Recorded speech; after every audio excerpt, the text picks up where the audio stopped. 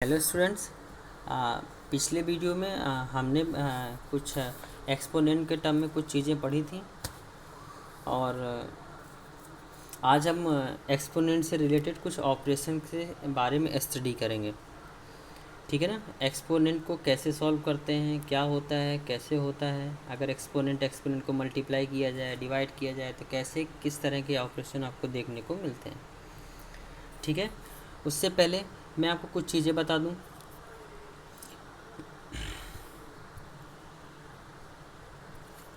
Exponent के case में क्या होता है, मैंने आपको बताया था। आप कोई एक नंबर लेंगे और उस नंबर की कोई एक पावर लेते हैं। ठीक। तो इस नीचे वाले को हम कहते क्या हैं, बेस, और ऊपर वाले को हम क्या कहेंगे, एक्सपोनेंट। मतलब यही होता है। ठीक, base and exponent.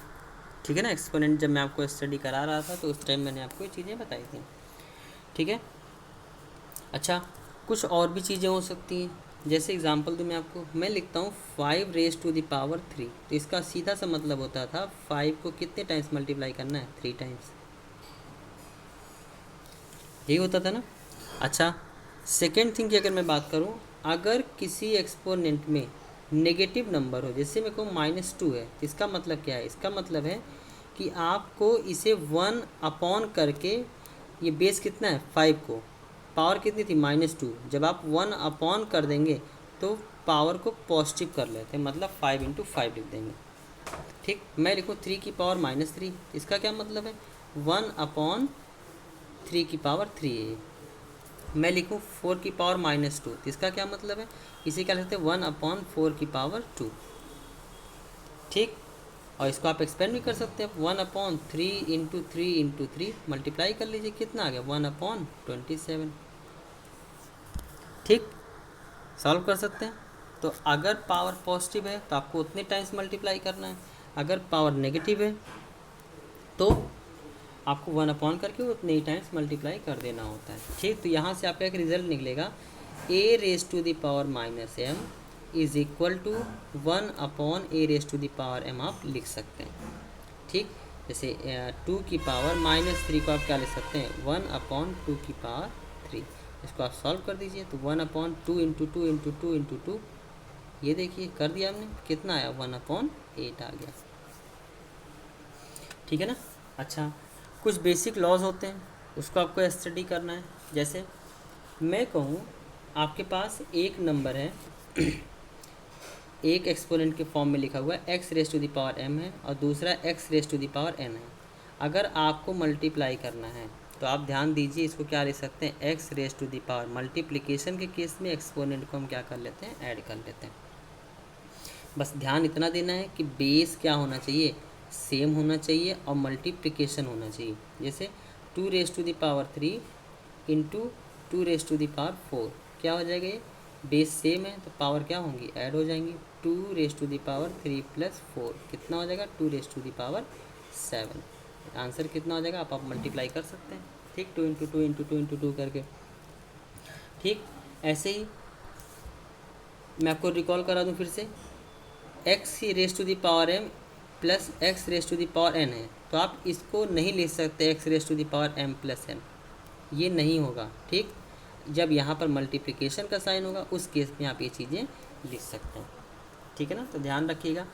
Second rule की अगर मैं बात करूँ तो आपका फर्स्ट रूल था, अगर मैं सेकेंड रूल की बात करूँ, सेकेंड रूल के केस में अगर x⁻m को आप x⁻n से डिवाइड करिए तो डिवीज़न के केस में अगर बेस सेम है तो पावर सब्ट्रैक्ट हो जाती है, तो x⁻m माइनस क्या बन जाएगा, n।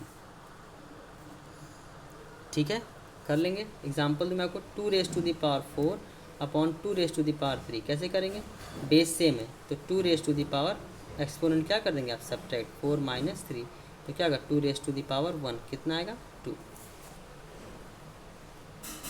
ठीक, तो ये आपका सेकेंड रूल था।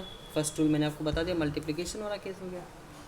अच्छा, सेकेंड केस में मैं आपको कहूँ अगर थर्ड केस में अगर x raise to the power m upon x raise to the power m है, मतलब बेस भी सेम है, एक्सपोनेंट भी सेम है, तो उस केस में इसका आंसर कितना हो जाएगा? आप सॉल्व कर सकते हैं। डिवीजन के केस में माइनस करते हैं एक्सपोनेंट को, m माइनस m क्या हो जाएगा? x raise to the power 0, और किसी भी नंबर की पावर अगर 0 एक्सपोनेंट 0 है तो आंसर कितना होता है? 1। ठीक है। फोर्थ रूल की अगर हम बात करें, फोर्थ रूल में अगर एक्सपोनेंट की पावर कोई एक्सपोनेंट है, जैसे x raise to the power m raise to the power n total की पावर है, तो आप इसमें एक्सपोनेंट को क्या कर लेते हैं? मल्टीप्लाई कर लेते हैं। एग्जाम्पल दूँ, 2 raise to the power 4 whole power 3, तो एक्सपोनेंट की पावर एक्सपोनेंट क्या हो जाएगा? 2 रेस टू दी पावर 7। ठीक है, कर लेंगे। फिफ्थ रूल की अगर मैं बात करूँ, अगर आपके पास एक x raise to the power n है into y raise to the power m है, यहाँ पर देखिए बेस अलग अलग हैं, ठीक, तो आप इसका कुछ नहीं कर सकते। मगर अगर यहाँ पर बेस सेम ना होने पर एक्सपोनेंट सेम हो तो आप क्या करेंगे? जैसे मैं कहूँ यहाँ पर एक्सपोनेंट x की पावर भी n है, y की पावर भी n है, तो आप इसे क्या ले सकते हैं? बेस को सीधा सीधा मल्टीप्लाई करके total raise to the power n लिख सकते हैं। ठीक, एग्जाम्पल में 2 raise to the power 3 into 3 raise to the power 3 क्या हो जाएगा? एक्सपोनेंट सेम है, मल्टीप्लिकेशन है, तो 2 into 3 raise to the power, exponent को हम क्या लिख सकते हैं? कंबाइंड फॉर्म में, तो कितना होगा? 6 raise to the power 3। Answer कितना होगा? 216। ठीक है, कर लेंगे। ऐसे डिवीज़न के केस में भी है, अगर एक्सपोनेंट सेम है, x raise to the power m upon y raise to the power m है, यहाँ देखिए बेस दोनों के अलग अलग हैं, तब भी मगर एक्सपोनेंट क्या है? सेम है। सॉरी, ये n कर दीजिएगा, तो क्या हो जाएगा? x by y raise to the power m, sorry m ही है, m कर देंगे। ठीक, फिर से मैं कर दूँ इसे, अगर x raise to the power n है upon y raise to the power n है, तो इसको आप क्या लिख सकते हैं? x upon y raise to the power n लिख सकते हैं। ठीक, तो ये सब चीज़ें आपको ध्यान रखनी है, ये आपके बेसिक लॉज हैं जिस पे बेस्ड आपको क्वेश्चन करने होते हैं। ठीक, कर लेंगे। इसकी एक्सरसाइज मैं आपको भेज देता हूँ, कुछ क्वेश्चन एक आध में करके दिखा देता हूँ आपको। जैसे क्वेश्चन है आपका -3 raise to the power 4, -3 raise to the power 5, -3 raise to the power 2। अब आप देखिए बेस सेम है और मल्टीप्लिकेशन है, तो पावर क्या होंगी? ऐड हो जाएंगी।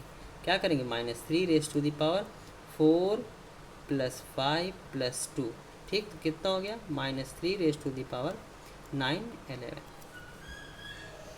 कर सकते हैं। और भी क्वेश्चन में बताऊँ, आपके पास एक क्वेश्चन है 3 square raise to the power 3 upon 6 cube raise to the power 2। कैसे करेंगे इसे? पावर की पावर है तो क्या करेंगे? मल्टीप्लाई कर देंगे। क्या हो जाएगा? 3 raise to the power 2 into 3 कितना होगा? 6 अपॉन यहाँ भी पावर की power 2 6 raise to the power 6। अब इसको सॉल्व कैसे करेंगे? ये देखिए 6 को मैं 3 इंटू 2 लिख सकता हूँ, क्योंकि मुझे इसके टर्म में लाना है। क्या लिखेंगे? 3 raise to the power 6 upon 3 into 2 की पावर 6। मैंने आपको रूल बताया था, इसको हम क्या कर सकते हैं? अलग अलग डिस्ट्रीब्यूट कर सकते हैं। तो क्या बनेगा? 3 raise to the power 6 upon 3 raise to the power 6 into 2 raise to the power 6।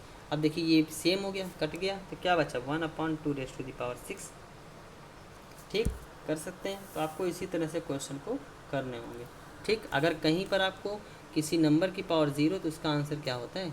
1। जैसे 5 रेस टू दी पावर 0 तो क्या होगा? 1। ठीक है ना, करेंगे। तो आपको मैं एक्सरसाइज भेज दूंगा। Thank you.